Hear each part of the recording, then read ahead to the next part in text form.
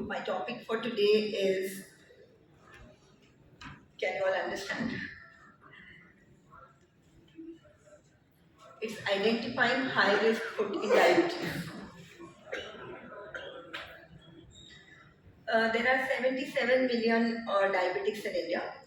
These are just some figures so that, of course, more than us, I think we all know it better about diabetes. But then I just want to, start my talk with certain figures so that we again brush up our awareness about diabetes. So there are 77 million diabetics in India. 25% develop diabetic foot ulcers, of which 50% become infected, requiring hospitalization, while 20% need amputations.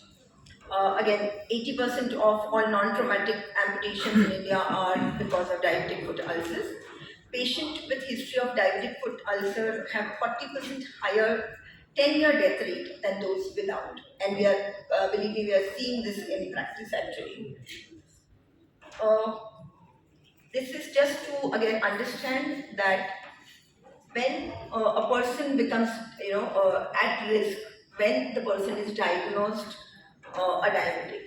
As we have heard Dr. Sanjay Pandey sir, then Dr. You all have heard that diabetes affects all the organs of the body from the eye to the toes, I can say. So the risk actually starts from the time you are diagnosed a diabetic. But now today I am concentrating more on high risk foot. So let me elaborate on that. The risk factors for the foot are starting from the gender, the neuropathy, peripheral vascular disease, deformities, history of ulcer or amputation, and duration of diabetes and uncontrolled sugars. Now here there is a gender inequality, I would say.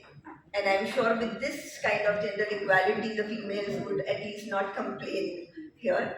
This is because males are more prone to have foot ulcers and complications compared to females. There are many studies which have been conducted in different countries like Nigeria, India, Germany, Saudi Arabia, and all these countries have conducted the studies to find out why it is so that the males are more prone for ulcers. But there is still, the reason is still not very clear. There are perceptions as if there could be difference in height, difference in biomechanics, difference because males are more outside of the homes, and that is why they are more prone. But the statistics wise or the literature wise, the reasons are still not clear.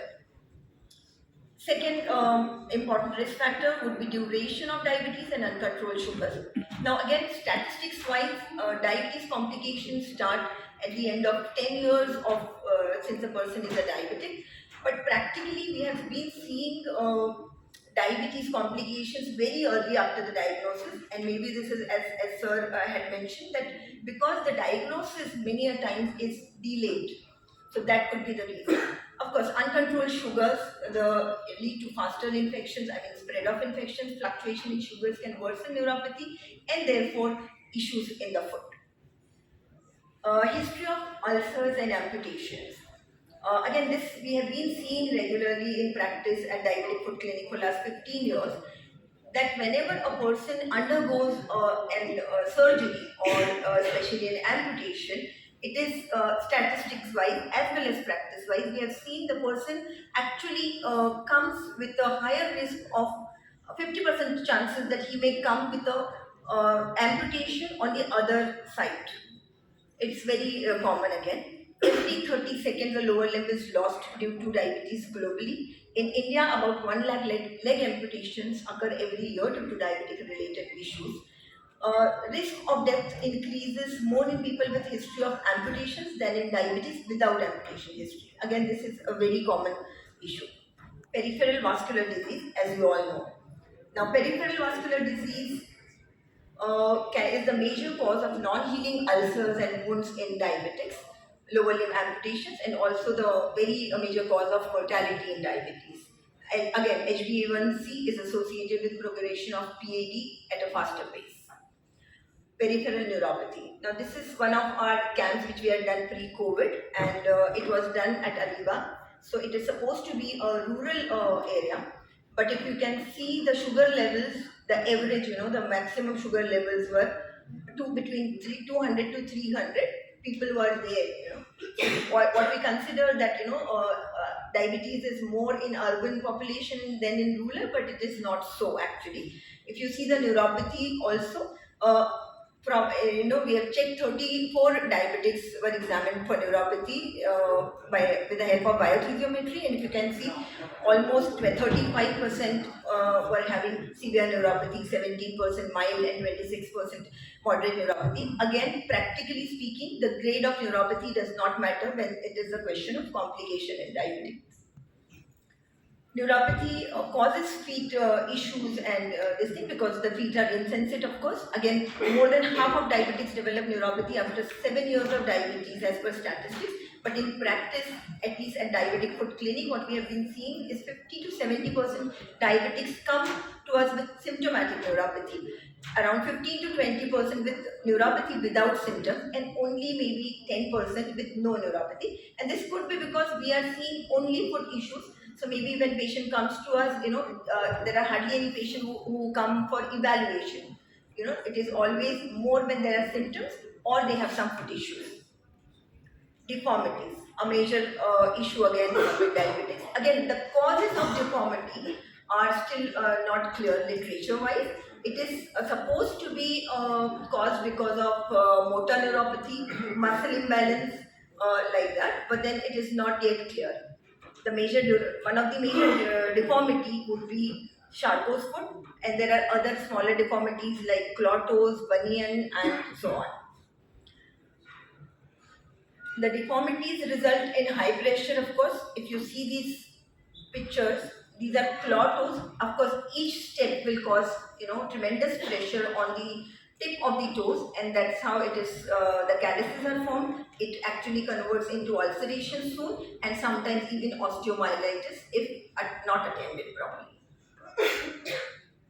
Evaluation at the foot clinic. Now, as I have explained the risk factors, the causes, there are tests which can be done at the clinic level. Actually, all diabetologists, you all can actually have these instruments so that it is the neuropathy and other issues are detected early so that we can treat it better. For the neuropathy part, we can diagnose it with a simple test which is known as biothesiometry, where there are the voltages vibrations are given to the patient's feet, and the neuropathy is measured. Again, it measures neuropathy in 3 grades, that is mild, moderate, severe. But as I said, practically speaking, the grades are not going to change the treatment in any way. Neither it actually predicts the intensity of infections or ulcerations. The second test which is seen here is handheld Doppler, which can give us an idea about the blood supply to the foot. It basically, we monitor the dorsalis pedis and posterior tibialis to check the blood flow to the foot. This is an ankle brachial index, which gives us a prediction about an impending or present arterial disease. Then depending upon the reading, you can see if it is 0.8 and 9, it is some arterial disease. If it is 0.5 to 0.8 moderate arterial disease, and less than 0.5 it's severe arterial disease. So these are simple tests which can be performed at the clinic level so that we come to know about the impending infections or ulcerations or foot issues. A foot pressure scanner. There are various types of scanners which are available now in the market.